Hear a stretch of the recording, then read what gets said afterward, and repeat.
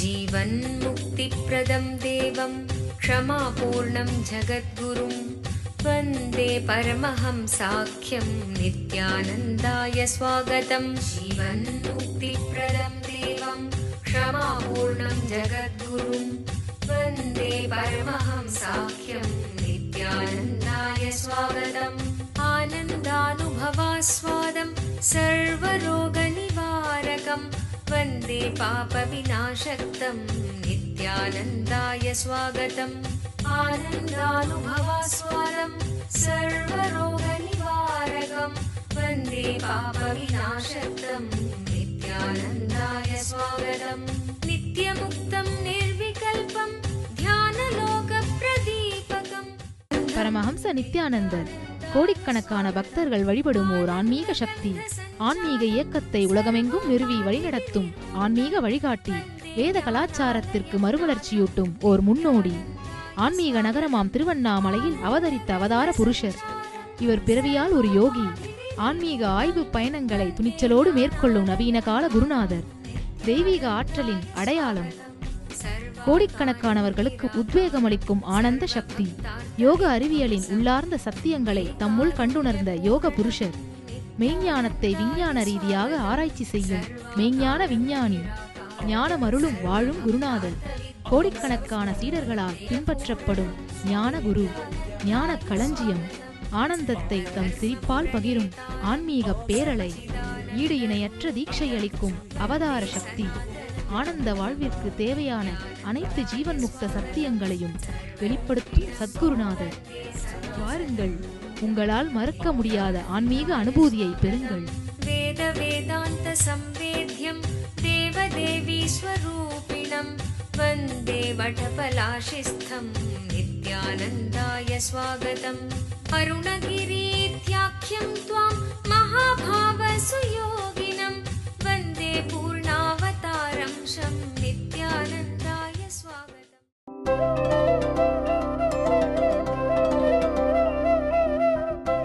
என்டர்டெயின்மெண்ட்டா போகிற வழியிலெல்லாம் நின்று கொஞ்ச நேரம் அந்த பக்கம் பார்க்கறது, இந்த பக்கம் கொஞ்ச நேரம் இந்த பக்கம் பார்க்கறது, கொஞ்ச நேரம் வேடிக்கை பார்க்கறது, ஏதாவது ஊர் கதை பேசுறது, அப்படியே மெதுவாக இன்னொரு இடத்துக்கு போனால் கொஞ்ச நேரம் கழிச்சு கொஞ்சம் அல்வா வாங்கி சாப்பிட்றது,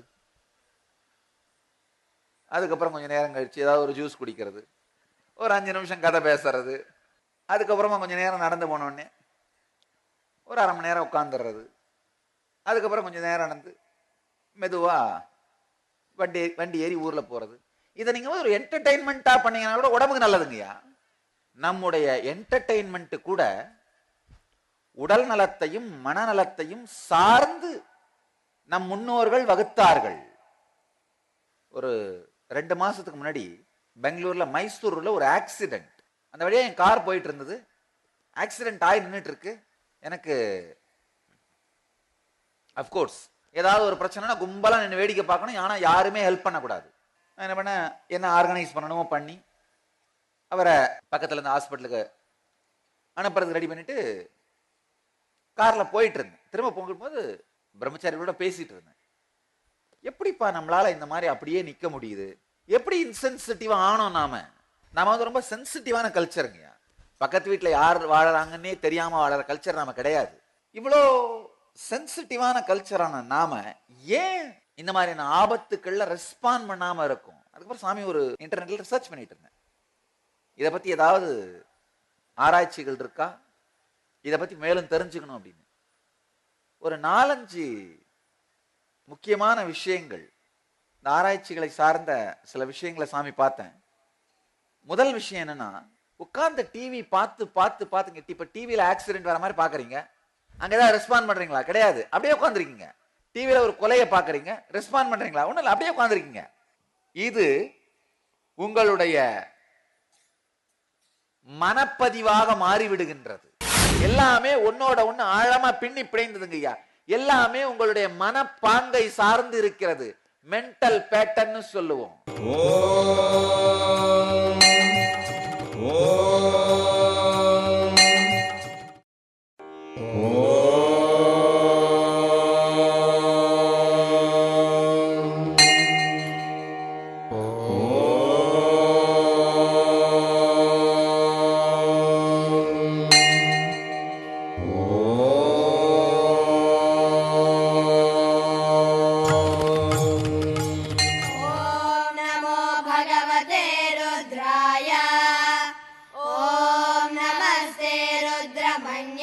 सुतोतैषवे नमः नमस्ते अस्तु धन्वने बाहुभ्यामुत ते नमः या तैषु शिवतमा शिवं बभूव ते धनुः शिवा शरव्याया तव तया नो रुद्रमृळया या ते உங்களுடைய பேட்டர்னா மாறிடுது.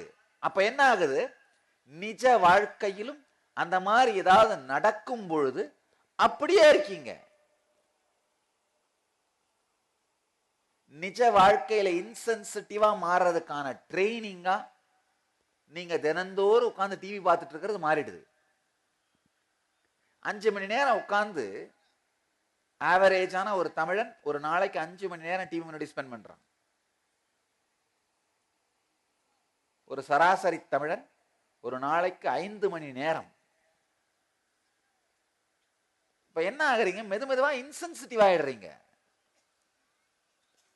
அதாவது பார்ப்பதன் மூலமாகவே எல்லா சுகத்தையும் வாழ்ந்து முடித்து விடுகிறீர்கள்.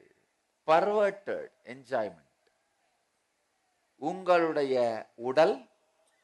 உடல் நலம் இவைகள் சார்ந்து எதையும் செய்யாமலேயே உங்கள் வாழ்க்கையை வீணடித்து விடுகின்றீர்கள், சீரழித்து விடுகின்றீர்கள். பல பேர் தொடர்ந்து என்கிட்ட வந்து சொல்றது உண்டு, சாமி இப்படி மதுவுக்கு அடிமையாயிட்டேன், என் வாழ்க்கையே வீணா போயிருச்சு, என்ன பண்றதுன்னு தெரியல. நான் சில நேரத்துல கேட்கறது உண்டு அவங்கள, எப்படிப்பா ஒரு பொருளை உடம்புக்கு நல்லதில்லை மனசுக்கு நல்லதில்லைன்னு தெரிஞ்ச அப்புறமும் டெய்லி எப்படி உள்ள ஊத்த முடியுது, எப்படி உள்ள போகுது? இல்ல சாமி என்னால கண்ட்ரோல் பண்ண முடியல. அப்ப கொஞ்சம் விஷமும் குடிக்கலாமல்ல, அது உடம்புக்கு கெடுதின்னு தெரியுதுல்ல. ஆனா அதை குடிக்க மாட்டேங்கிறோம்ல. அப்புறம் எப்படி இதுல மட்டும் இன்சென்சிட்டிவ் ஆனோம்? காரணமே கொஞ்ச நேரம் கழிச்சு கொள்ளும், அவ்வளவுதான். கொஞ்ச நாளாய் சாகுன்றதுனால அதனுடைய எஃபெக்டை மறந்து போயிடுறோம். உடலுக்கு இன்சென்சிட்டிவா இருக்கிற மென்டல் பேட்டர்ன்ஸை உடைங்க. ஹெல்த்துங்கிறது வேற ஒன்றும் இல்லைங்க. ஹெல்த் உடல் நலம் அப்படிங்கிறதுல 2 முக்கியமான விஷயங்கள் நீங்க தெரிஞ்சுக்கணும்.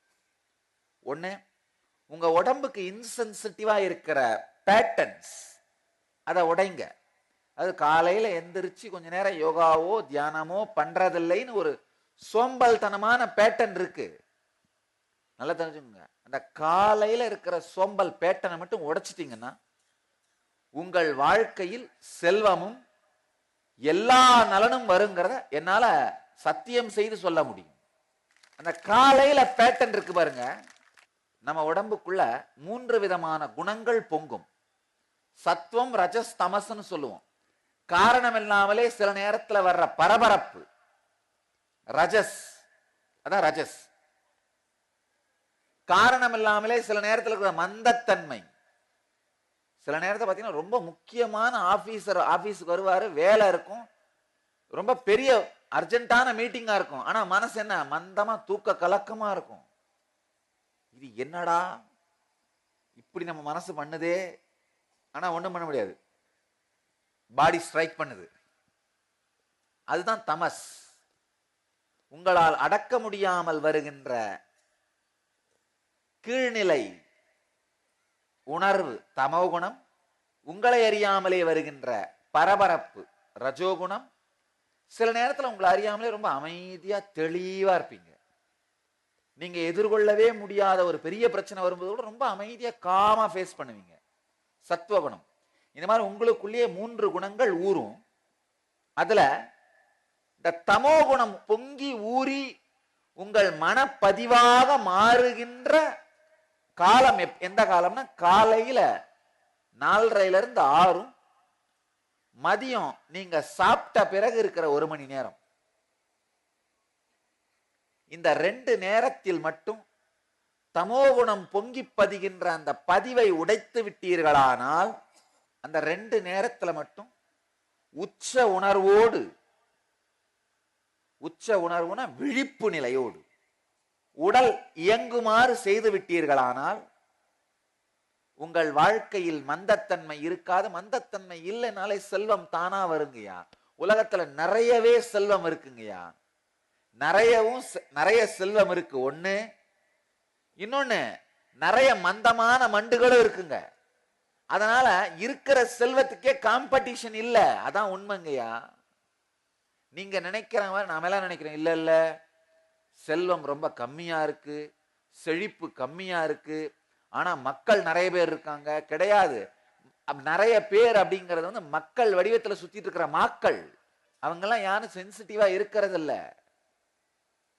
அதனால உங்களுக்குள் இருக்கிற மந்தத்தன்மையை மட்டும் உடைத்து விட்டீர்களானால் தெளிவா உங்களுக்கே தெரியும் எங்க கை வைக்கலாம், எங்க கால் வைக்கலாம், என்ன செய்யலாம், எது நல்லபடியாய் முடியும். வாழ்க்கையில செல்வம் பெரிய விஷயமே இல்லைங்க. செல்வம்ங்கிறதே என்ன? உங்களுடைய பர்சனாலிட்டியோட வெளிப்பாடு தான். அது ஏதோ தனியானது கிடையாது. உங்க பர்சனாலிட்டிக்குள்ள தைரியமும் ஸ்ரத்தையும் இருக்குமானால் உங்களை சுற்றி தானாகவே செல்வம் சேருகின்றது. அடுத்து செல்வத்தை பத்தி பேசும்பொழுது, செல்வத்தை பத்தி சாமி சில கருத்துக்களை நீங்க சொல்ல போறேன். அப்போ ஆழமா இதை எக்ஸ்பேண்ட் பண்றேன், விளக்குறேன். இது எல்லாமே ஆழமாக ஒன்றோடு ஒன்று பின்னி பிணைந்தது. உங்களுடைய உடல் நலம், உங்களுடைய மனநலம், உங்களுடைய செல்வம், உங்களுடைய உறவுகள், உங்களுடைய ஆன்ம வளம் எல்லாமே ஒன்னோட ஒண்ணு ஆழமா பின்னி பிணைந்ததுங்கய்யா. எல்லாமே உங்களுடைய மனப்பாங்கை சார்ந்து இருக்கிறது. மென்டல் பேட்டர்ன் சொல்லுவோம். சம்ஸ்கார மன அமைப்பு அதை சார்ந்ததுதான். நேரத்துக்கு ஏத்த மாதிரி, ஆளுக்கு ஏத்த மாதிரி மாத்தி மாத்தி நீங்க காட்டுற ஏகப்பட்ட முகங்கள் இருக்கு பாருங்க, அதான் ராவணன். ஒரு அவதார புருஷரிடமிருந்து நேரடியான வழிகாட்டுதல் வேண்டுமா? பரமஹம்சருடன் நேருக்கு நேர். நித்யானந்தம், நித்யானந்தா ஹியர். இதோ உங்களுக்காக பரமஹம்ச நித்யானந்தர் நேரடியாக வழங்கும் ஒரு அரிய வாய்ப்பு.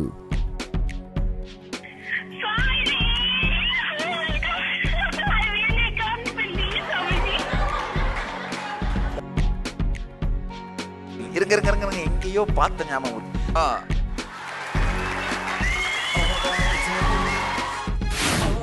நான் மாடல் எக்ஸாம் நல்லா பண்ணோம், பயமா இருக்கு. இதே தெரிஞ்சு நீ சக்சஸ் ஆக போற, நான் பாத்துக்கிறேன். ஆனந்தமா இருக்கும், ஆனந்தமா இருக்கு. உங்களுடைய எல்லா விதமான கேள்விகளுக்கும் பிரச்சனைகளுக்கும் பரமஹம்சர் தொலைபேசி மூலம் தீர்வுகளை அளிக்கின்றார். தினந்தோறும் காலை 8 மணி முதல். தொடர்பு கொள்ள வேண்டிய தொலைபேசி எண் 08027279999. நேரடி ஒளிபரப்பை காண ntv.nithyananda.org. பயிர் போட்டுட்டே போகுது, தண்ணியை மேல ஊத்தி குளிக்கும் போது குற்றால அருவி மாதிரி கண்டபடி தண்ணி போகுதுன்னு தெரியுதில்ல முதல் நாள். அப்புறமா 2ஆம் நாள் கொஞ்சம் எந்திரிச்சு யோகா பண்றதில்ல அப்படிங்கிற அந்த தூங்குற மன அமைப்பிலேயே இருந்தீங்கன்னா இன்சென்சிட்டிவா இருக்கீங்க உங்க உடம்புக்கு. வயிறு முன்னதல்ல ஆரம்பிச்சுன்னு என்ன பண்ண, ஐயோ டே பூதம் வருதுறா, அதுதான் உண்மை. வயிறு முன்னதல்ல ஆரம்பிச்சுன்னு தெரிஞ்சுக்கோங்க, உங்களை பேய் பிடிக்க ஆரம்பிச்சிருச்சு. பேய் பிடிக்கிறது எங்கேயோ ஒரு நாள் தனியா வந்து பிடிக்கும், தலையை ஆட்டிட்டு இருக்கும், குதிக்கும் அப்படின்னு நினைக்காதீங்க. வயிறு முன்னதல்ல ஆரம்பிச்ச உடனே பேய் எங்க வந்து உட்கார்ந்து ஆரம்பிச்சிருச்சு. உங்களுடைய வாழ்க்கை குறைய துவங்கி விட்டது. ஆனாலும் என்ன பண்றோம், இன்சென்சிட்டிவாவே தொடர்ந்து இருக்கிறது. பெல்ட் போட்டுக்கிறது இல்லை, நான் டைட்டா காமிக்கிறதுக்கு. பெல்ட்டை போட்டு எதிரில் இருக்குன்றது மறைக்கலாம், வைத்த எமங்கட்டுறது மறைக்க முடியுமா? முடியாது. ஆனாலும் நாம என்ன பண்றது, சென்சிட்டிவ் ஆகிறதே இல்லை. உங்க உடம்புங்கய்யா, எந்திரிச்சுத்தான் ஆகணும். காலையில அந்த தமோ மன அமைப்பு, தமோ குண மன அமைப்பு செட்டில் ஆகாம யோகம் பண்ணித்தான் ஆகணும். உங்க அந்த பழைய மன அமைப்பை உடையுங்கள். உங்க உடம்புக்கு சென்சிட்டிவா மாறுங்க. ஆரோக்கியத்தை தராத மன அமைப்பை ஒழித்தல். அடுத்து நாம என்ன உள்ள எடுக்கிறோமோ அதை தெளிவானதாக உள்ள எடுத்தல். சாப்பாடு மட்டுமில்ல, நம்முடைய வாழ்க்கையின் பழக்க வழக்கங்கள் இதெல்லாம் கூட தெளிவாக்குறது. விடிய காலையில் எந்திரிச்சாகணும், கண் எரியுது, இருந்தாலும் விடாம அந்த டிவியை போட்டு பார்த்துட்டே இருக்கிறது. இதெல்லாம் என்ன தவறான ஆகாரம். மிளகா ஊறுகாய அள்ளி அள்ளி வாயில போடுறதுனால போற திசையெல்லாம் எரியுதுன்னு தெரிஞ்சும் திணிக்கிறோமோ அது தவறான ஆகாரம். அதே மாதிரி கண் எரியுதுன்னு தெரிஞ்சாலும் கண் தூக்கத்தை கெஞ்சுது, ஆனாலும் என்ன பண்றோம், நாம விடாம டிவி உட்காந்து பார்த்துட்டு இருக்கிறது. அது கண்ணுக்கு தவறான ஆகாரம். தவறான ஆகாரத்தை கொடுக்கும் அமைப்பை உடையுங்கள். உங்களுடைய உடலுக்கு இன்சென்சிட்டிவா இருக்கிறத உடையுங்கள். எந்திரிச்சுத்தான் ஆகணும், யோகம் பண்ணித்தான் ஆகணும், கொஞ்சம் பிராணாயாமம் பண்ணித்தான் ஆகணும், ஒரு தியானம் பண்ணித்தான் ஆகணும். 1 மணி நேரமாவது உங்கள் உடல் சார்ந்த மனம் சார்ந்த யோகத்தையும் பிராணாயாமத்தையும் உங்கள் வாழ்க்கையின் பாகமாக மாற்றுங்கள். இன்சென்சிட்டிவாவே இருக்காதீங்க. அடுத்து மனநலம். இந்த நித்யானந்த தியான பீடத்தின் முக்கியமான ஒரு கொள்கை, கருத்து, என்னுடைய செய்திகளில் மிக முக்கியமான ஒன்று மனநலம். அதனாலதான் நித்யானந்த தியான பீடம் வச்ச தியானம் அப்படிங்கிறதே மனநலத்திற்காகத்தான். உடல் நலத்தை பத்தியே இவ்வளவு இன்சென்சிட்டிவா இருக்கிற நாம மனநலத்தை பத்தி யோசிக்க போறோமா? கிடையவே கிடையாது. மனநலத்தை பற்றி நாம் கவலைப்படுவதே இல்லை. உள்ள வேதனையும் துக்கமும் வந்தா என்ன பண்றது? வெடிச்சு அதை மத்தவங்க மேல கொட்டிடுறது, அவ்வளவுதான். நாமெல்லாம் பண்ணுவோம் பாருங்க, வீட்டை பெருக்கி எடுத்து வெளியில ரோட்ல கொட்டிடுறது. நம்ம கிட்ட எல்லாம் இருந்தா போதும்பா, அவ்வளவுதான்ப்பா. ரோடு குப்பையானாலும் கடைசியில நாளைக்கு நம்ம வீடு தானே பாதிக்கப்படும். ரோட்ல குப்பை தேங்கனா, தண்ணி தேங்கனா, கழிவு நீர் தேங்கனா, கொசு உருவாகி அது கரெக்டா நம்ம வீட்டுக்குள்ளதான் வரப்போகுது. அது கொசு நான் ரோட்லயே இருந்துற போதா நான் கேட்கிறேன். இல்லப்பா, அது அவங்க வீடு, இது நம்ம வீடுப்பா, நாம அவங்க வீட்டுக்குள்ள போக வேண்டாம்ப்பா. கொசு நினைக்க போகுதா? கிடையாது. கொசு ஒன்னும் ரெண்டல் அக்ரிமெண்ட் போட்டு உட்கார்ந்து இல்ல, இதுதான் என் ஏரியா, நாங்க வரப்போறதில்லைன்னு கிடையாது. இன்சென்சிட்டிவா நீங்கள் செய்கிற செயல்கள் மீண்டும் உங்களுக்குத்தான் வரப்போகிறது. மனநலமும் அதுதான். உங்களுக்கு உள்ள பொங்கற வேதனை, ஆற்றாமை, இயலாமை, துக்கம், இது என்ன பண்றீங்க? வெடிச்சு யார் மேலேயாவது கொட்டிடுறது. இதே பழக்கமா இருக்கே, நாம ஏதாவது பண்ணலாமா அப்படின்ற சென்சிட்டிவிட்டியே வர்றதில்ல. வயிறு வளர்ந்தாலும் இப்படி வளர்ந்துகிட்டே போகுதே, ஏதாவது பண்ணி இதை குறைச்சி உடம்ப நாமளே, நம்ம உடம்ப நாம தூக்கிட்டு நடக்கிற அளவுக்கு கம்ஃபர்டபுளா பண்ணலாமான்னு யோசிக்கிறது இல்லை. அது என்னவோ தானா ஏதோ வேற யாரதோ வளர்ற மாதிரி தானே இருக்கும். சில பேர் என்கிட்ட வர்றது உண்டு, சாமி இந்த உடம்ப தூக்கிட்டு நடக்க முடியல சாமி. நான் சொன்னேன், இவ்வளவு நாள் இது ஒண்ணு ஒரே நாள்ல வளர்ந்துடலையேப்பா. என்ன ஒரே நாள்ல நேற்று நைட் ரொம்ப ஸ்லிம்மா படுத்துருந்த, காலைல எந்திரிச்சுனே கடவுள் அப்படியே வரம் கொடுத்துட்டாரா, அப்பனே இன்றிலிருந்து நீ 400 கிலோவாக மாறுவாயாகன்னு? கிடையாது. ஒரு நாளா ஒரு ஆளா தானே வளர்த்தீங்க. அப்ப வளரும் போதெல்லாம் என்ன பண்ணிட்டு இருந்தீங்க? மன உளைச்சல், டிப்ரெஷன் அப்படிங்கிறது ஒரே நாள்ல வந்துடுறது இல்லைங்கயா. மெதுமெதுவா பில்ட் ஆகி கடைசியில தான் எந்த செயலையும் செய்ய முடியாம, எந்த வேலையும் செய்ய முடியாத மன உளைச்சலா மாறுறது. நம்முடைய கிரியேட்டிவிட்டியையே தடுத்து நிறுத்துகின்ற, செயல்பாடுகளையே தடுத்து நிறுத்துகின்ற மன உளைச்சலா எப்ப மாறுது? ஒரே நாள் அது வந்துடுறது இல்ல, மெதுமெதுவா பில்ட் ஆயித்தான் வரும். அப்ப பில்ட் ஆகும் போதே என்ன பண்றீங்க? உடலுக்கு இன்சென்சிட்டிவா இருக்கிறதும் மனசுக்கு இன்சென்சிட்டிவா இருக்கிறதும் நம்முடைய மூர்க்கத்தனத்தின் உச்சம். நம்ம ஒவ்வொரு பேட்டனுமே ஒரு ராட்சசர்கள்ங்கயா. உடம்புக்கு இன்சென்சிட்டிவாவும் கண்டபடி திங்கிறது, கண்டபடி தூங்குறது. இதுதான் கும்பகர்ணன். கும்பகர்ணன் ஏதோ தனியா இருக்கிறான்னு நினைக்காதீங்க, உங்களுக்குள்ளதான் இருக்கும். கண்டபடி திங்கிறது, கண்டபடி தூங்குறது, அதுதான் உங்களுக்குள்ள இருக்க கும்பகர்ணன். நேரத்துக்கு ஏத்த மாதிரி, ஆளுக்கு ஏத்த மாதிரி மாத்தி மாத்தி நீங்க காட்டுற ஏகப்பட்ட முகங்கள் இருக்கு பாருங்க, அதான் ராவணன். அதுதான் உங்க 10 தலை. ராவணனுக்காவது 10, நமக்கெல்லாம் 20-30 இருக்குங்கயா. மாத்தி மாத்தி வச்சுக்கிறோம்ல, ஒரு இடத்துலயும் ஒரு தட்டியும் ஒரு மாதிரி. அதுதான் ராவணன். எப்பவாவது உங்களுக்குள்ளேயே உங்களை இடித்து உரைக்கும் பாருங்க, டேய் சரியான டைரக்ஷன்ல போகல, யோசிச்சு பார்க்கலாம், இது தேவையா அப்படின்னு உங்களை இடித்து உரைக்குது. அதுதான் விபீஷணன். நம்ம வாழ்க்கை தாங்க ராமாயணம். ஆனா துரதிர்ஷ்டவசமா உங்களுக்குள்ள இருக்கிற ஒவ்வொரு எண்ணமும் தான் ஒரு குரங்கு. அந்த எண்ண படை, பொங்கற எண்ணங்கள் தான் வானர சேனை. வானர சேனையை கட்டுக்குள் கொண்டு வந்து ஆனந்த கந்தம் தான் அசோக வனம். உள்ளே இருக்கின்ற சீதை தான் பரமாத்மா. உங்களுடைய ஜீவாத்மா தான் ராமன். ராமனாகிய ஜீவாத்மா புத்தியாகிய ஹனுமானின் துணை கொண்டு பொங்குகின்ற எண்ணங்களாகிய வானர சேனையை நெறிப்படுத்தி பாலம் செய்து ஆனந்த கந்தத்தை அடைந்து உங்களுக்குள் இருக்கும் பரமாத்மாவை அடையும் பொழுதுதான், உங்களுக்குள்ள இருக்கிற ராவணனையும் கும்பகர்ணனையும் அழித்து அடையும் பொழுதுதான் ராம பட்டாபிஷேகம் நடக்கின்றது. ஆனா துரதிருஷ்டவசமா பல பேர் வாழ்க்கையில ராவண பட்டாபிஷேகமே நடந்துட்டு இருக்கு. ராமன் ஜெயிக்கிறதே இல்லை. காரணம் என்னன்னா, இந்த வானர சேனையாகிய மனம் எங்கெங்கேயோ அலைஞ்சிட்டு இருக்கு. ஆனால் பெரும்பாலானவர்களுடைய வாழ்க்கையில் கடைசி வரை ராம பட்டாபிஷேகம் நடைபெறுவதே இல்லை. ராமனும் சீதையும் இணைவதே இல்லை. ஏன்னா நம்ம எல்லாருக்குள்ளே உட்கார்ந்து இருக்கிற இந்த ராட்சச மனப்பாங்கை நம்மால் அழிக்க முடிவதே இல்லை.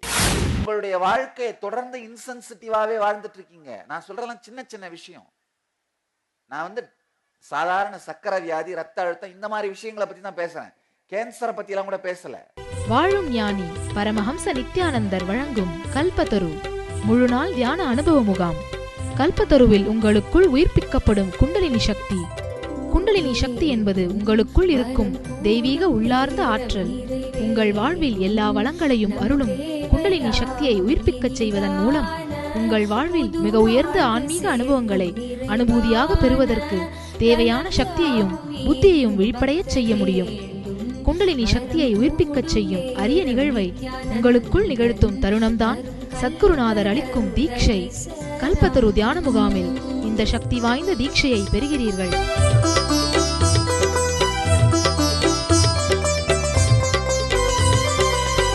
மேலும் விவரங்களுக்கு நித்யானந்த தியான பீடம், நித்யானந்தபுரி, கிரிவலப்பாதை, திருவண்ணாமலை.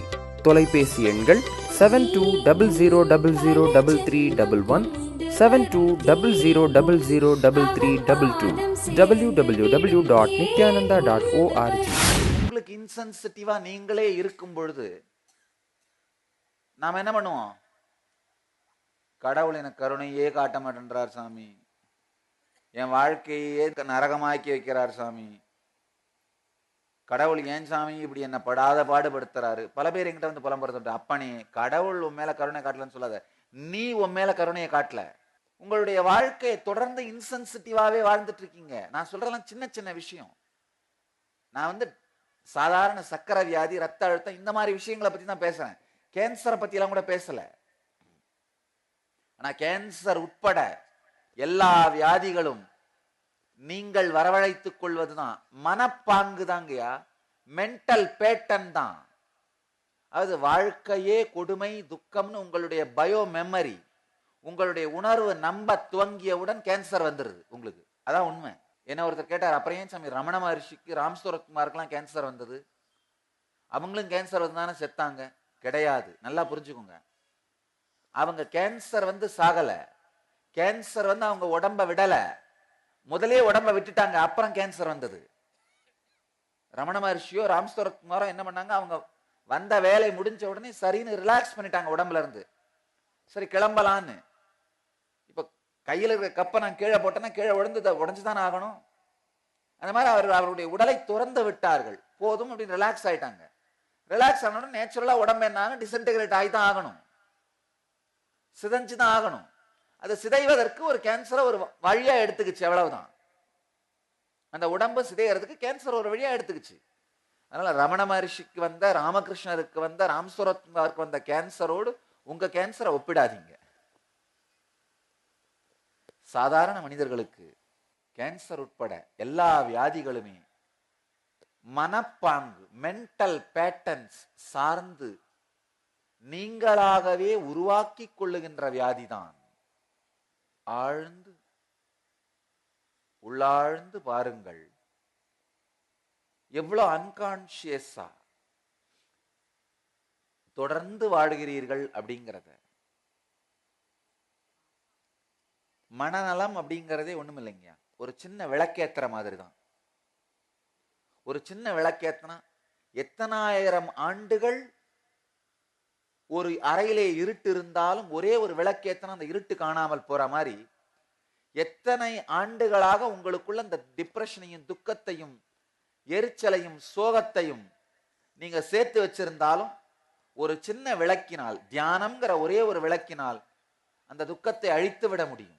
உங்கள் எல்லோரையும் நித்யானந்தத்தில் நிறைந்து, நித்யானந்தத்தில் மலர்ந்து, நித்யானந்தத்தில் கரைந்து, நித்யானந்தமாகிட ஆசீர்வதிக்கின்றேன். நன்றி.